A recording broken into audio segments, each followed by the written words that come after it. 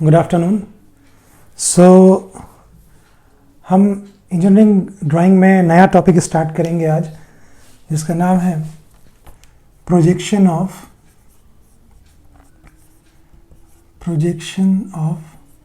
Lines. ठीक है, projection of lines.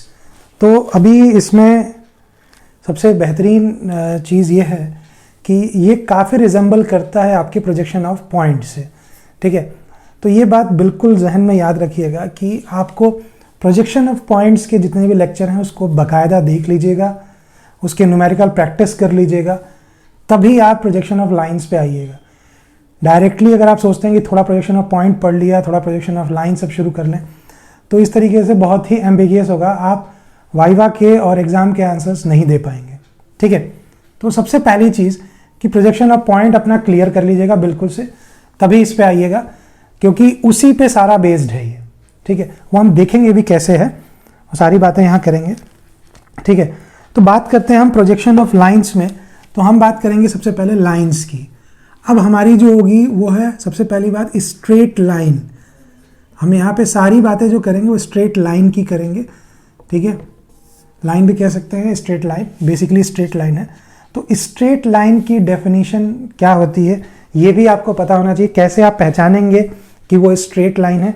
ठीक है, तो वो आपको एग्जैक्टली पता होना चाहिए कि डेफिनेशन क्या है। कई सारी डेफिनेशंस इसकी बताई जाती हैं। कहा जाता है a line is a geometric primitive which has length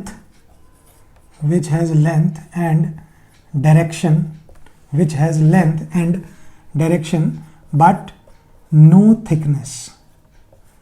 ठीक है, तो ये तो टेक्निकल डेफिनेशन एक ये है कि लाइन जो है वो ज्योमेट्रिक प्रिमिटिव है। ज्योमेट्रिक तो आप समझते हैं, प्रिमिटिव का मतलब होता है स्टार्टिंग, शुरुआत जहां से हुई। ज्योमेट्री में ये शुरुआती बिल्कुल बेसिक चीज़ मानी जाती है, बिल्कुल बेसिक जहाँ से शुरू हो प्रिमिटिव कहा जाता है। देखिए, प्रिमिटिव के और भी कई मतलब होते हैं, यहाँ जो मतलब है वो बताया जा रहा है। ठीक है, एडजेक्टिव की तरह यूज़ हुआ है। तो प्रिमिटिव जो है वो यहाँ ये कह रहा है कि ये ज्योमेट्री का सबसे प्रिमिटिव चीज़ है। जब हम ज्योमेट्री पढ़ते हैं तो उसमें सबसे पहली चीज़ हम यही पढ़ते हैं आफ्टर पॉइंट ऑब्वियसली। तो पॉइंट एक ज्योमेट्रिकल स्ट्रक्चर नहीं है, इट्स जस्ट अ पॉइंट। तो वो कोई स्ट्रक्चर नहीं है, बट लाइन एक नया हमारा एक ज्योमेट्रिक फिगर है जो दिखेगा, विजुलाइज होगा।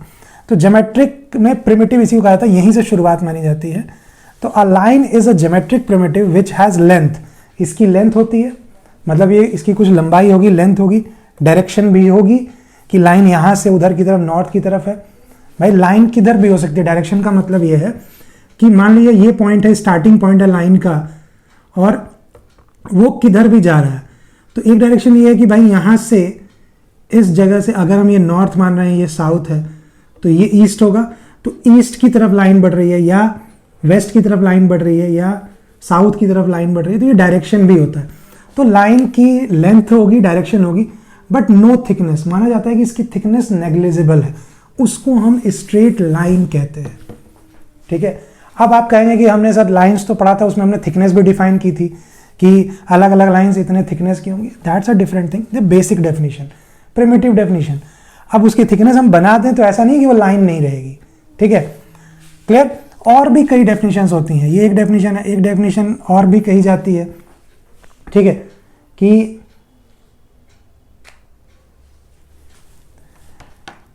स्ट्रेट लाइन, ये स्ट्रेट मैंने एब्रिविएशन यूज किया, ध्यान रखिएगा, डॉट लगा दिया। Straight line is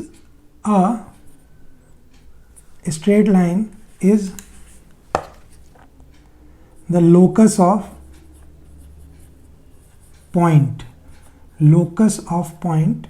which moves linearly। Straight line एक पॉइंट का लोकस है। लोकस कहा जाता है रास्ता, ट्रेजेक्ट्री, लोकस किस तरफ से जा रहा है। तो किसी पॉइंट के लोकस, पॉइंट के चलने के रास्ते को हम स्ट्रेट लाइन कहेंगे। और रास्ता क्या, कौन सा पॉइंट, जो पॉइंट मूव लीनियरली, जो लीनियरली एक डायरेक्शन में मूव कर रहा हो, सिंगल डायरेक्शन में, ठीक है, उसको हम लाइन कहेंगे। बात समझ में आई? तो ये भी एक लाइन की डेफिनेशन है मैथमेटिकल। और भी डेफिनेशंस हैं लाइन की। इट इज, जो सबसे ज्यादा पॉपुलर है, सबसे ज्यादा पॉपुलर ये है, it is the shortest distance, it is the shortest distance between to given points. दो गिवन पॉइंट्स के बीच की जो शॉर्टेस्ट डिस्टेंस होती है उसको भी हम लाइन कहते हैं, क्योंकि किसी के बीच की भी शॉर्टेस्ट डिस्टेंस वो लाइन से ही हम डिनोट करेंगे। सीधी सरल रेखा अगर दोनों पॉइंट को सीधे सीधे जोड़ दिया जाए तो वही उसकी शॉर्टेस्ट डिस्टेंस होगी, और वो जो बनेगा वो लाइन ही बनेगी। It is the shortest distance between to given points. तो ये तीन डेफिनेशंस अलग अलग हैं, जो आपको अच्छी लगे आप याद करिए, कोई फर्क नहीं पड़ता, ठीक है। बट आपको बता दिया गया जिससे कि आपको लाइन का एक नॉलेज मिल जाए, किसी को बताना हो तो आप बता सकें, कोई पूछे तो आप बता दें कि हाँ ये भी एक डेफिनेशन है, ये भी डेफिनेशन है, नॉलेज पॉइंट ऑफ व्यू से, ठीक है। तो स्ट्रेट लाइन है, बट ध्यान रखिएगा ये डेफिनेशन ऐसे ही नहीं बताई गई है, इसका कुछ रीजन है, ठीक है। उसमें थिकनेस नहीं मानी जाती, लेंथ और डायरेक्शन होता है, इसका भी काम है। ये लाइन है, लोकस होती है पॉइंट का, तो ये भी हमें देखना है कि कैसे वो चीज़ें उस पर, तो ये डेफिनेशंस अपने आप में कंसेप्ट को लेके रखी हुई हैं, ठीक है। वो हम देखेंगे कि कैसे कैसे हम उसकी कंसेप्ट की बात हम करेंगे, ठीक है। तो आगे बढ़ते हैं। अब बात यह है कि लाइन तो आपको पता चल गई, तो अब क्या होगा कि लाइन आपकी जो है वो किसी भी क्वाड्रेंट में हो सकती है। जैसे अभी तक पॉइंट था, पॉइंट किसी भी क्वाड्रेंट में होता था, आप उसकी वो बनाते थे। तो अब ध्यान रखिए कि प्रोजेक्शंस में हमने पढ़ लिया कि फर्स्ट क्वाड्रेंट में किसी का हम कैसे प्रोजेक्शन बनाएंगे, वो पॉइंट में हमने देख लिया। और प्रोजेक्शंस अलग अलग क्वाड्रेंट की जो बात है वो हमने सारी डिस्कस कर रखी है, तो वो हम बार बार उसको डिस्कस नहीं करेंगे। हम इसको सिंगल क्वाड्रेंट में, किसी भी क्वाड्रेंट में हम पढ़ेंगे। न्यूमेरिकल करते समय हम फर्स्ट सेकेंड थर्ड कहीं भी हम न्यूमेरिकल करके देख लेंगे, ठीक है। वैसे तो ज़्यादातर मैंने आपको पहले भी बताया था कि most probably projection of lines भी फर्स्ट और थर्ड में ही आपसे पूछेगा, बट कभी कभार हो सकता है कि वो सेकेंड और फोर्थ में पूछ दे।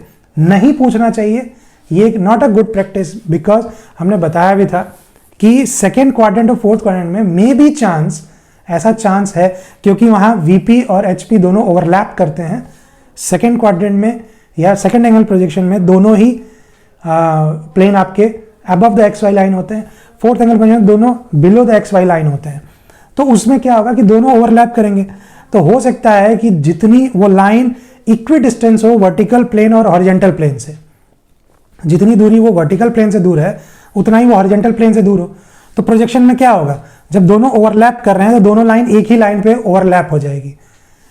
तो वैसे हम उसका नॉमेनक्लेचर करके कि एक ही जगह पे हम दो पॉइंट का नाम दे देंगे तो पता चल जाएगा कि यहाँ दो लाइनें हैं एक दूसरे पर ओवरलैप की, बट फिर भी कंफ्यूजन रहेगा, तो ऐसा नहीं होना चाहिए।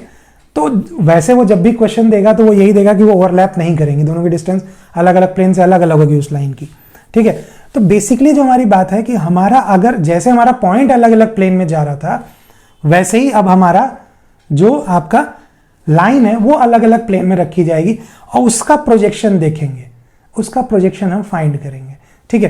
तो ध्यान रखिए कि लाइन का प्रोजेक्शन हम कैसे ड्रॉ करते हैं, लाइन का प्रोजेक्शन हम कैसे ड्रॉ करें। मैंने अभी आपको बताया था कि हम पॉइंट का कंसेप्ट बिल्कुल क्लियर होना चाहिए। पॉइंट का कंसेप्ट अगर बिल्कुल क्लियर है तो लाइन के प्रोजेक्शन में आसानी रहती है, बिल्कुल समझ में आ जाता है। तो देखिए कैसे हम इसका प्रोजेक्शन ड्रॉ करेंगे। Projection of lines, projection of lines can be drawn by joining the projection of end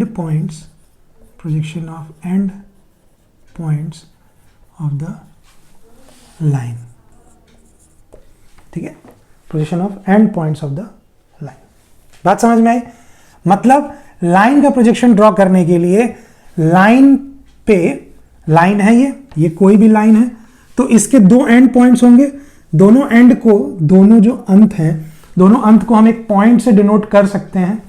और अगर कोई एक्स वाई हमारा वो है कोऑर्डिनेट सिस्टम है, ठीक है ना, तो हम उसमें ये देख सकते हैं कि ये इससे कितनी दूरी पे, ये इससे कितनी दूरी पे, तो दोनों पॉइंट की अगर पोजीशन हमको पता है तो हम स्ट्रेट लाइन की पोजीशन को पूरा डिफाइन कर सकते हैं, ठीक है ना। तो बात क्या होती है कि इस पॉइंट का प्रोजेक्शन देख लीजिए, इसका मतलब क्या हुआ कि लाइन का प्रोजेक्शन अगर आपको बनाना है तो आप क्या करेंगे, प्रोजेक्शन ऑफ एंड पॉइंट्स देख लीजिए। मतलब जो दो लाइन के जो दोनों एंड हैं, दोनों का जो अंत है उसको हम पॉइंट से डिनोट कर सकते हैं कि ये इसका एंड पॉइंट्स हैं, दोनों को डिनोट कर दिया। अब इन दोनों पॉइंट का प्रोजेक्शन वर्टिकल प्लेन पे और हॉरिजॉन्टल प्लेन पे देख लीजिए और बना लीजिए, ठीक है। जैसे ही इन दोनों एंड्स का प्रोजेक्शन बन जाएगा, उन दोनों प्रोजेक्शन को ज्वाइन कर दीजिए, वही इस लाइन का प्रोजेक्शन होगा। सिंपल सी बात है, ठीक है। यही बात इसमें कही जाए, कैसे करेंगे कैसे नहीं करेंगे, कैसा दिखेगा, वो सारी बात अभी देखते हैं, ठीक है।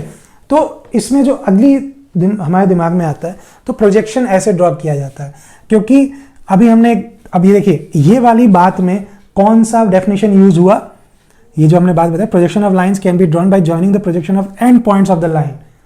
तो इसमें कौन सी डेफिनेशन यूज हुई, लास्ट वाली जो इंपॉर्टेंट थी, ठीक है ना, the shortest distance between two points, क्योंकि यहां दोनों एंड पॉइंट की बात हो रही है। अगर उन दोनों का प्रोजेक्शन हमने ड्रॉ कर लिया तो जो उन पॉइंट्स का प्रोजेक्शन आएगा एंड पॉइंट्स का, उन दोनों प्रोजेक्शंस को अगर हम आपस में जोड़ दें एक लाइन से, तो वही उस लाइन का प्रोजेक्शन दिखाएगी उस प्लेन में। बात समझ में आई, ये बात समझ में यही कह रहा है। तो इसमें थर्ड आपका जो डेफिनेशन था वो यूज हुआ। अभी देखेंगे हम और भी डेफिनेशंस यूज होंगी, ठीक है, और भी डेफिनेशंस उसकी यूज होंगी, देखेंगे अभी। अब हम बात करते हैं पोजीशन की, ठीक है। लाइन की भी एक पोजीशन होगी। हमने बताया था कि हम किसी भी चीज की पोजीशन को देखेंगे, पॉइंट में भी हम कहते थे कि पॉइंट ही पोजीशन बताता है, पॉइंट ही हमारे पोजीशन को बताता है, ठीक है ना। तो अब इसमें क्या होता है कि पॉइंट ही पोजीशन को बता रहा है। अब वो हम क्या मानते हैं कि जो हम लोकस कह रहे थे कि एक पॉइंट यहां पे, दोनों एंड पॉइंट, और ये दोनों पॉइंट के एंड यहां से, मतलब ये पॉइंट इस रास्ते से चलते हुए यहां गया और जितनी दूरी तय किया वो एक लाइन को डिनोट कर रही है। सिंपल सी बात है, locus of a point moving linearly, एक डायरेक्शन, लीनियरली का मतलब सिंगल डायरेक्शन में, कोई भी एक डायरेक्शन चुन लीजिए।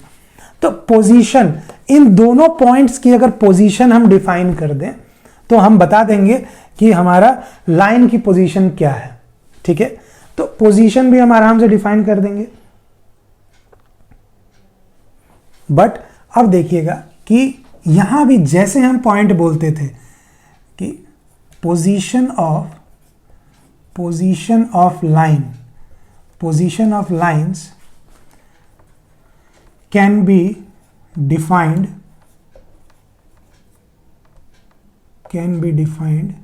can be defined by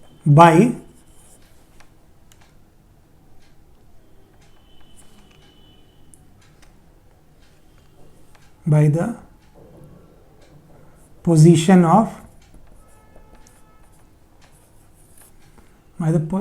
position of lines can be defined by the position of lines can be defined with respect to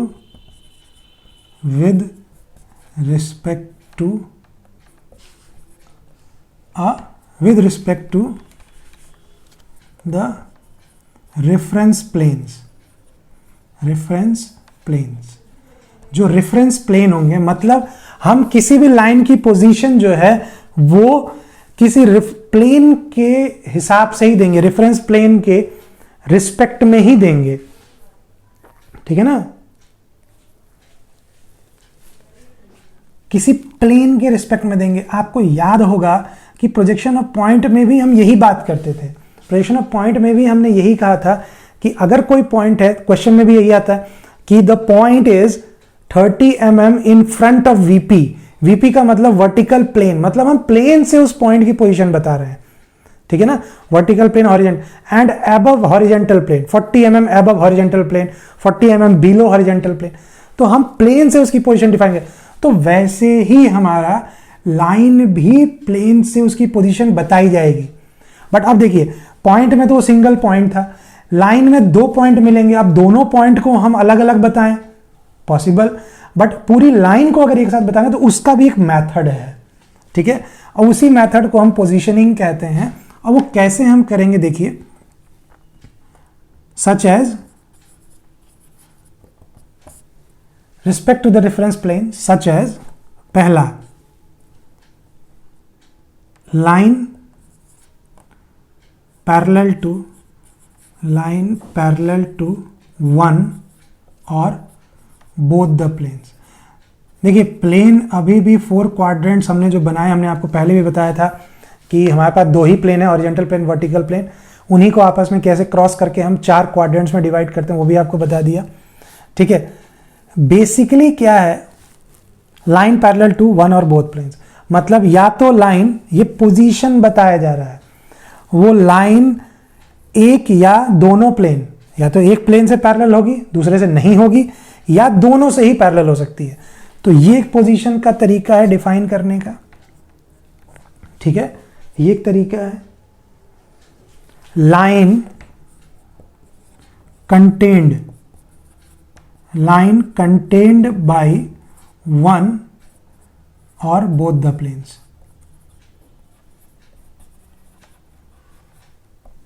ठीक है, क्लियर।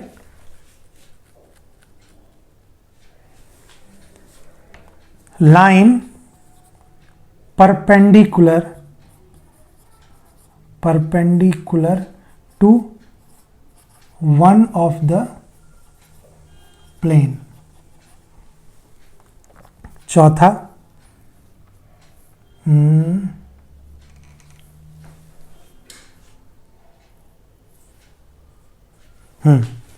लाइन inclined to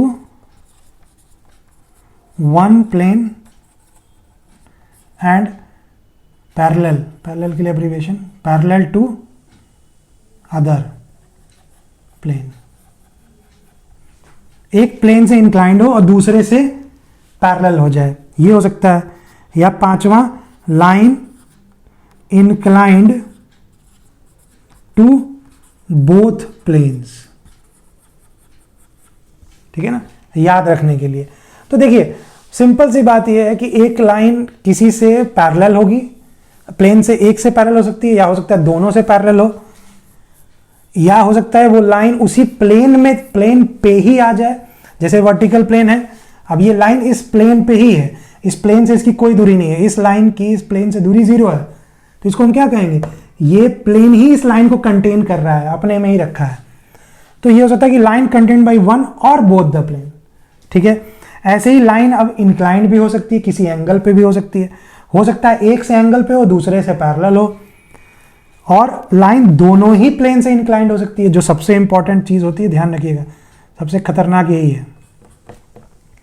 और बीच में एक मैंने थोड़ा जानबूझ के line perpendicular to the 1 plane, अब देखिएगा इस सब में हम हर चीज में, इंक्लाइंड में भी, पैरेलल में भी, कंटेंट में भी, सब में कहा है 1 और बोथ, 1 प्लेन और बोथ प्लेन, पैरेलल तो है ही, बट परपेंडिकुलर वाले में एक ही कहा है। तो ध्यान रखिएगा इसमें एक ही होगा ही, कोई एक लाइन एक बार में एक ही प्लेन के परपेंडिकुलर हो सकती है, ठीक है। एक लाइन ऐसा कभी भी नहीं हो सकता, never possible that a single line can be perpendicular to both the planes that are mutually perpendicular. मतलब एक लाइन अकेली 2 प्लेन से परपेंडिकुलर नहीं हो सकती जो दोनों प्लेन आपस में परपेंडिकुलर हो, ये ध्यान रखिएगा। हाँ, अगर वो दोनों प्लेन ही आपस में परपेंडिकुलर नहीं है तो फिर हम चांसेस ले सकते हैं, हो सकता है, ठीक है। अब 2 प्लेन का आप कहें कि एक प्लेन ये है, एक प्लेन ये है, बीच में लाइन दोनों पे परपेंडिकुलर, तो ये दोनों लाइन आपस में, दोनों प्लेन आपस में परपेंडिकुलर नहीं है ना। तो 2 जो mutually perpendicular X Y line है, ये एक्स, ये वाई हो गया, ये एक्स हो गया, तो ये एक प्लेन हो गया, ये एक प्लेन हो गया। अब प्लेन अगर नहीं समझ में आ रहा है तो ध्यान दीजिएगा, ठीक है, प्लेन है वो, चलिए वो प्लेन इसमें नहीं बनाएंगे, तो ये x है, ये y आपको समझ में आ रहा होगा। तो कोई भी लाइन अगर आप बनाएंगे तो वो या x से परपेंडिकुलर होगी तो इसके पैरेलल हो जाएगी, या y के परपेंडिकुलर होगी तो इसके पैरेलल हो जाएगी। कुछ भी कर लीजिए तो एक बार में वो एक ही से होगी, इसीलिए यहाँ बोथ नहीं लिखा गया है। तो याद रखिएगा, कभी अगर आपको different positions of parallel lines और different position of lines with respect to planes आपसे पूछा जाए तो आप ये जब बना रहे होंगे तो ध्यान रखिएगा, गलती से भी परपेंडिकुलर में ये ना कह दिएगा both perpendicular to both the planes, गलती से भी नहीं, ठीक है। तो ये पोजीशन की बात हुई। अब ध्यान रखिए, ये पोजीशन हम डिफाइन कर रहे हैं with respect to reference planes, vertical और हॉरिजेंटल, ठीक है। हम पॉइंट में भी करते थे बट वहां तरीका दूसरा था, क्योंकि पॉइंट सिंगल था तो हम उसकी डिस्टेंस वर्टिकल से भी बता देते थे और हॉरिजेंटल से भी। यहां पूरी लाइन को बताना है तो पूरी लाइन को हम ये नहीं बता देते कि पूरी लाइन कितनी दूर है भाई। अब देखिए, ये पूरी लाइन, मान लो कि ये कोई लाइन है, ये दोनों हटा दीजिए, ये कोई ए बी लाइन है, तो अब ए बी लाइन इस प्लेन से कितनी दूरी आप बता सकते हैं क्या? नहीं, क्योंकि ए पॉइंट नजदीक है, बी पॉइंट दूर है, तो पूरी लाइन कितनी दूर है कोई बता ही नहीं सकता, ठीक है। अब चूंकि ये x से पैरेलल है तो इसकी डिस्टेंस ठीक है, x से बता सकते बट y से नहीं बता सकते। अब अगर लाइन ऐसी हो जाए तो अब आप बता नहीं सकते, तो इसलिए लाइन के केस में कभी भी हम पोजीशन उसके डिस्टेंस से नहीं बताते, बिकॉज इट ऑलरेडी खुद में एक डिस्टेंस है, ठीक है ना। तो हम इसकी पोजीशन कैसे बताते हैं? पैरेललिज्म से, पैरेललिज्म और विद रिस्पेक्ट टू प्लेन, सीधे प्लेन से देखते हैं। बात समझ में? और ये बात ध्यान रखिएगा कि एक लाइन कभी भी दोनों से परपेंडिकुलर नहीं हो सकती। बात समझ में आ रही है? अगर दोनों से परपेंडिकुलर होना होगा तो वो फिर प्लेन होगा, वो फिर प्लेन होगा पूरा। जैसे ये वर्टिकल प्लेन या हॉरिजॉन्टल प्लेन, अगर हम कहें कि दोनों से परपेंडिकुलर होना है तो लाइन नहीं होगी, वो पूरा का पूरा प्लेन होगा। ये प्लेन इस पे भी परपेंडिकुलर और इस पे भी परपेंडिकुलर, बट एक सिंगल लाइन को आप दोनों से परपेंडिकुलर नहीं बना सकते, ध्यान रखिएगा, ठीक है। तो पोजीशन यहां दूसरे तरीके से डिफाइन होती है, ठीक है। अब बात ये होती है जो मेन चीज है, हम पहला चीज तो देखेंगे ही, ठीक है। वन बाय वन ये सारे जो हमारे पोजीशंस हैं इनको देखेंगे कि अलग अलग पोजीशंस में अगर हमारा लाइन रखी हुई है तो वो कैसे हम उसका ड्राइंग बनाएंगे, ये हम देखेंगे इसमें, ठीक है। तो अब हम बात करते हैं पहला केस, ठीक है। तो जो हमारा पहला वो बन रहा है लाइन पैरेलल, हेडिंग है तो ये एब्रीविएशन हेडिंग में नहीं यूज करना चाहिए। लाइन पैरेलल टू वन और बोथ द प्लेन्स, ये पोजीशन है। अब इसमें कई सारे केस बनेंगे, सिर्फ इसी टॉपिक में कई सारे केस बनेंगे, तो डिफरेंट डिफरेंट केस देखेंगे। अब इसमें जो पहली चीज है वो है पैरेलल। पैरेलल सबसे पहली चीज है पैरेलल, कि पैरेलल कब हम कहेंगे कि ये पैरेलल है, कोई भी चीज किसी के पैरेलल कैसे होगी, तो हम कहेंगे कि इफ परपेंडिकुलर डिस्टेंस, ध्यान रखिएगा डिस्टेंस कौन सी, if perpendicular distance between two lines are constant